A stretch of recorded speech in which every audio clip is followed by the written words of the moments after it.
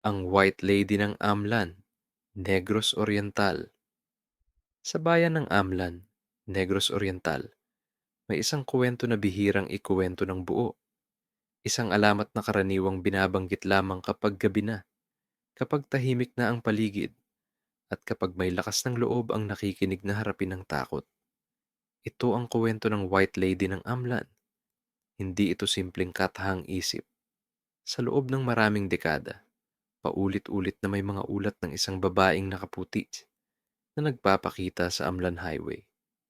May mga driver na biglang napapreno. May mga pasaherong hindi na muling nagsalita tungkol sa kanilang nakita. At may ilan na tuluyang nagbago ang pag-iisip matapos ang isang gabi sa daang iyon. Ang Amlan Highway ay isang mahabang kalsada na napapalibutan ng mga puno ng acacia at nyog. Sa umaga, ito ay tila karaniwang daan lamang na dinaraanan ng mga jeep, motorsiklo at truck. Ngunit pagdating ng gabi, lalo na kapag lagpas hating gabi, nagiging kakaiba ang katahimikan nito. Ang hangin ay tila mas mabigat, ang dilim ay mas makapal, at ang bawat ilaw ng sasakyan ay tila may tinatamaan na anino. Noong dekada 1950, may isang dalagang kilala sa buong Amlan. Ang pangalan niya ay Isabela. Anak siya ng isang mayamang hasyendero. Maputi ang balat, mahaba ang buhok, at palaging nakasuot ng puting bestida. Tahimik siya, mahinhin, at bihirang makita na may kasamang iba. Sa kabila ng kanyang estado sa buhay, umibig si Isabela sa isang ordinaryong manggagawa sa tubuan. Lihim ang kanilang pagkikita. Lihim ang kanilang mga pangako. Ngunit sa isang maliit na bayan tulad ng Amlan, walang lihim na nananatiling lihim. Nang malaman ng pamilya ni Isabela ang tungkol sa kanilang relasyon, mariin itong tinutulan. Pinagbawalan siyang lumabas. Ikinulong siya sa kanilang bahay at ipinangakong ipapakasal sa lalaking hindi niya kilala. Isang gabi na malakas ang ulan, nagpasya si Isabela na tumakas. Suot ang kanyang puting bestida. Tahimik siyang lumabas ng bahay at nagtungo sa Amlan Highway. Doon niya balak hintayin ang lalaking mahal niya upang tuluyan na silang umalis sa bayan. Ngunit hindi na siya umabot sa paghihintay. Sa gitna ng dilim at ulan, isang truck ang biglang dumaan. Mabilis ito, walang ilaw, walang busina, at sa isang iglap, tinamaan si Isabela.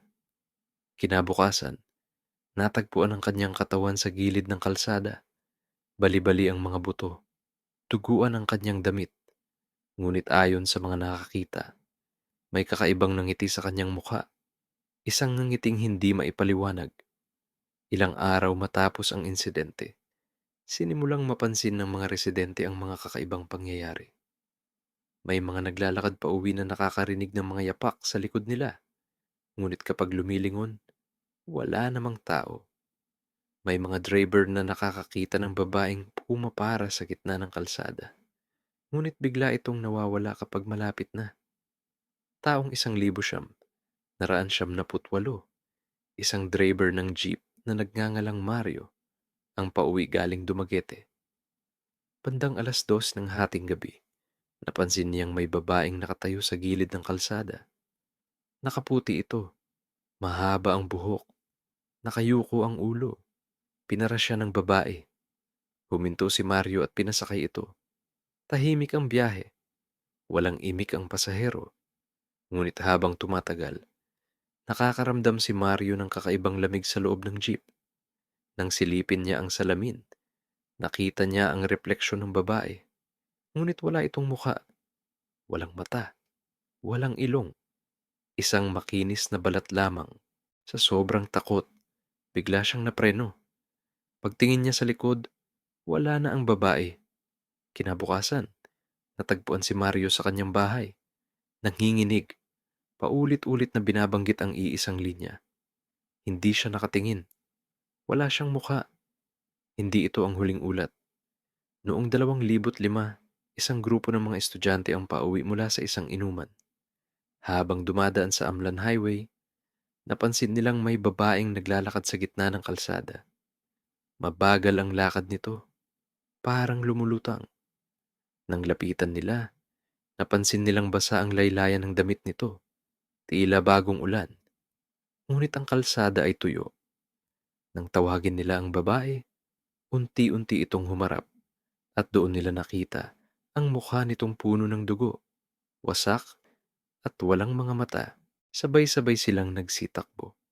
Isa sa kanila ang nadulas at naiwan. Ayon sa kanyang salaysay, naaramdaman niyang may malamig na kamay na humawak sa kanyang paa. Pagtingin niya, nakita niya ang puting bestida at ang dugo ang mukha na papalapit. Nakaligtas siya, ngunit matapos ang gabing yon, hindi na siya muling nagsalita. Noong 2012, isang pulis ang naitalagang magbantay sa Amlan Highway matapos ang sunod-sunod na aksidente. Bandang 3:00 ng madaling araw, may nakita siyang babaeng nakatayo sa gitna ng daan. Lumapit siya upang paalisin ito, ngunit habang papalapit, napansin niyang hindi gumagalaw ang paa ng babae. Wala itong anino, at nang magsalita ito, iisang tanong lamang ang binitiwan. Nakita mo ba siya? Kinabukasan, natagpuan ng pulis na walang malay sa gilid ng kalsada. Buhok niya ay biglang namuti, at hanggang ngayon, hindi na siya muling bumalik sa serbisyo. Hanggang sa kasalukuyan, patuloy pa rin ang mga ulat tungkol sa White Lady ng Amlan. May mga driver na nakakaramdam ng biglang lamig. May mga pasaherong nakakarinig ng bulong sa likod ng kanilang tenga. At may mga nakakakita ng puting figura sa gitna ng kalsada, lalo na kapag umuulan. Sabi ng mga matatanda, hindi raw nananakit ang White Lady kung hindi mo siya papansinin. Ngunit kung tititigan mo siya, kung susubukan mong lapitan, o kung sasagutin mo ang kanyang tanong, maaaring hindi ka na makauwi. Kaya kung sakaling mapadaan ka sa Amlan, Negros Oriental, at makakita ka ng babaeng nakaputi sa gitna ng kalsada, huwag kang hihinto, huwag kang lilingon, at huwag na huwag mong babanggitin ang kanyang pangalan dahil maaaring hindi na siya alamat lamang, maaaring nasa likod mo na siya ngayon.